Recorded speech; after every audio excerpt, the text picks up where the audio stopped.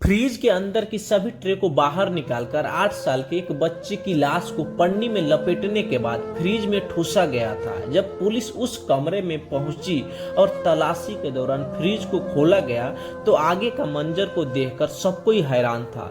Hello दोस्तों, मैं गोविंद अपने यूट्यूब चैनल में आप लोगों को स्वागत करता हूं। आपको आज एक सच्ची क्राइम की कहानी सुनाने जा रहे हैं, जिसे सुनने के बाद पहले तो किसी को विश्वास नहीं होगा कि कैसे एक पापा की लाडली अपने 8 साल के भाई को जान से मारकर उसे पन्नी में लपेटकर फ्रिज में डाल देती है और उसके बाद फिर अपने बाप को भी जान से मार कर देती है अपने प्रेमी के साथ मिलकर। तो चलो शुरू करते हैं आज की नई सच्ची क्राइम की स्टोरी। जबलपुर में एक रेलवे कर्मचारी अपने फैमिली के साथ रहता था और उसका एक लड़की है जिसका नाम कव्या, जिसका उम्र महज 16 साल है। उसका छोटा भाई तनिक्स, जिसका उम्र महज 8 साल है। रेलवे कर्मचारी यानी राजकुमार विश्वकर्मा अपने छोटे से फैमिली में बहुत खुश रहते थे। इन्हीं के पड़ोस में मुकुल नाम का लड़का भी रहता था, जिसे कव्या को प्यार करने लग जाता है। पहले तो कव्या उसे पसंद नहीं करती है, लेकिन धीरे धीरे कव्या भी उसे पसंद करने लग जाती है। उसके बाद वो धीरे धीरे मिलने लग जाते हैं। ये लुक्का छिपी का खेल ज्यादा दिनों तक चलता नहीं है। किसी दिन राजकुमार विश्वकर्मा अपनी लड़की को किसी गैर लड़कों के साथ घूमते हुए देख लेते हैं और उसे घर आने पर जब पूछते हैं कि तुम कहाँ गई थी, तो उनकी लड़की बोलती है पापा ट्यूशन क्लास करने गई थी। उसके बाद वह कुछ बोलते नहीं और उस लड़का के बारे में पता लगाते हैं कि लड़का कहाँ का है। तो पता चलता है कि उनके ही रेलवे कॉलोनी के रहने वाला मुकुल है।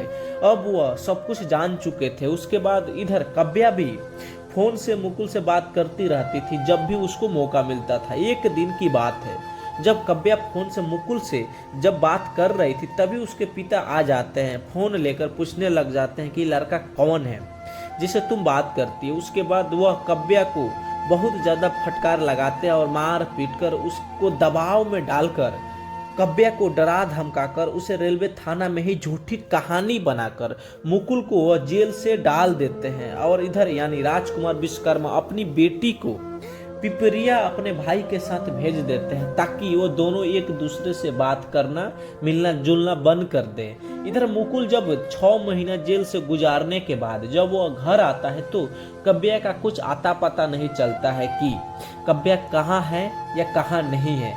मुकुल बहुत ज्यादा परेशान रहने लग जाता है। फिर कव्या का मैट्रिक के एग्जाम के चलते फिर अपने पापा के पास आना पड़ता है और फिर असली कहानी शुरू होती है यहीं से। इधर कव्या अपने भाई और पिता के साथ घर में आराम से टीवी देख रही थी। उसके बाद मुकुल घर के गेट से नहीं बल्कि घर के पीछे से घुसता है।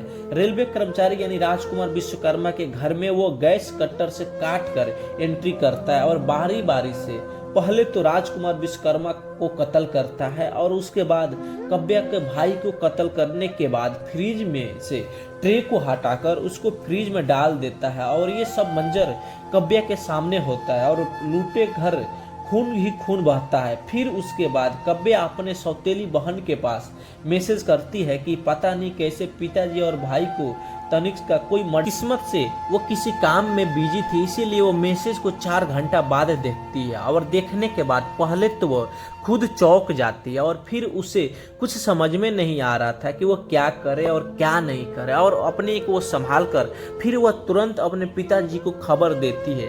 वह तुरंत जबलपुर में परिचित को यह घटना बताते हैं और तुरंत पुलिस को लेकर राजकुमार विश्वकर्मा के कमरे में पहुंचते हैं। और वहां का दृश्य देखकर सब कोई चौंक जाता है। कहीं पर राजकुमार विश्वकर्मा की लाश पड़ी है तो कहीं पर खून ही खून कमरे में दिखाई दे रहे थे।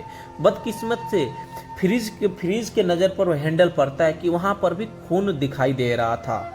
जब पुलिस जाकर फ्रिज को खोलती है और उसमें का नजारा देखकर सब कोई चौंक जाता है। चूंकि विश्वकर्मा कि एक 8 साल का लड़का था जिसे मार कर और उसके बाद पन्नी में लपेट कर फ्रीज में डाल दिया गया था। अब पुलिस राजकुमार विश्वकर्मा की बेटी को तलाश कर जारी करती है और पुलिस सोचती है कि कहीं कातिल कव्या को किडनैप न करके लेकर गया हो। इधर पुलिस अब सीसीटीवी खंगालना शुरू करती, तब पता चलता है कि जो लड़का राजकुमार विश्वकर्मा के घर में घुसा था थोड़ी देर बाद राजकुमार विश्वकर्मा की बेटी यानी काव्या उसी के साथ स्कूटी पर बैठकर कहीं जाते हुए नजर दिखाई देती है। अब पुलिस और भी चौंक जाती है। जिस लड़की का बाप का कत्ल हुआ हो और उसका छोटा भाई यानी तनिष्क का कत्ल किया हो और बेटी उसी के साथ उसी दिन स्कूटी पर बैठकर कहीं जाना पुलिस को सोचने पर मजबूर कर देती है। या फिर लड़की मुकुल के दबाव में उसके साथ जा रही है, कुछ समझ से बाहर है। यानी जब काव्या और मुकुल गिरफ्तार होंगे तो हकीकत का पता लगेगा कि कातिल मुकुल है या दोनों। लेकिन फिलहाल अभी चलते हैं कहानी के, और ये दोनों रेलवे कॉलोनी के करीब ही मौजूद मदन मोहन रेलवे स्टेशन की पार्किंग में उसी लाल रंग की स्कूटी पर मुकुल और काव्या दोनों एक साथ नजर आए। मुकुल ने स्टेशन की पार्किंग में स्कूटी पार्क कर दी। इसके बाद दोनों वहां से पैदल निकल पड़े।